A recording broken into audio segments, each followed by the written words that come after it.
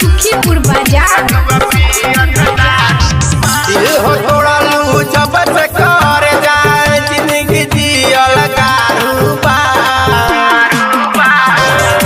हो थोड़ा लू जब से कर जाए जिंदगी जियल कारोबार तोहरा याद में सुन करे जा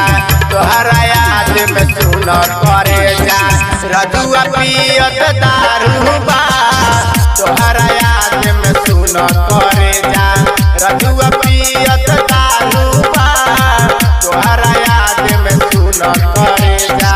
तोहरा याद में सुन करे जा रजुआ पियत दारू बा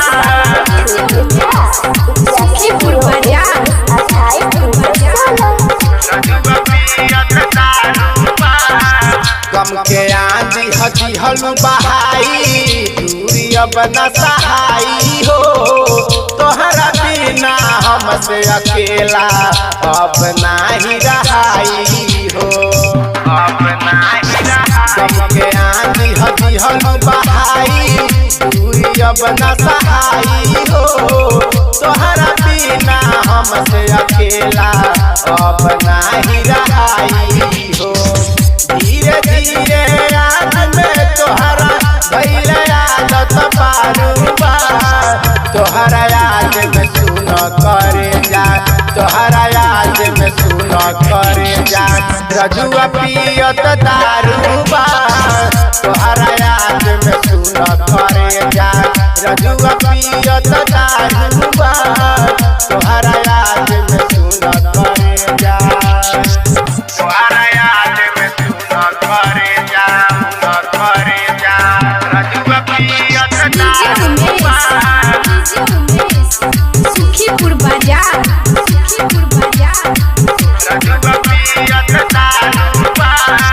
राजू रंगीला श्याम से सुन पाई के तू मौका हो कहत रहलू प्यार करीले तब काहे देलू धोखा हो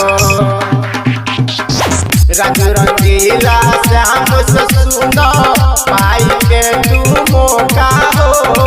कहत रहलू प्यार करीले तब काहे देलू धोखा हो कहला पीरो जमीठू सुन कैसो दिन लाचारूबा तोहरा याद में सुन करे जा तोहरा याद में एहो करे जा रजुआ पियत दारूबा तोहरा याद में सुन करे जा रजुआ पियत दारूबा तोहरा याद में सुन करे जा दिल हो तोड़ा लू जब से करे जा जिंदगी जियल कारूबा तोहरा याद में सुन करे जा तोहरा याद में सुन करे जा रजुआ पियत दारूबा तोहरा याद में सुन करे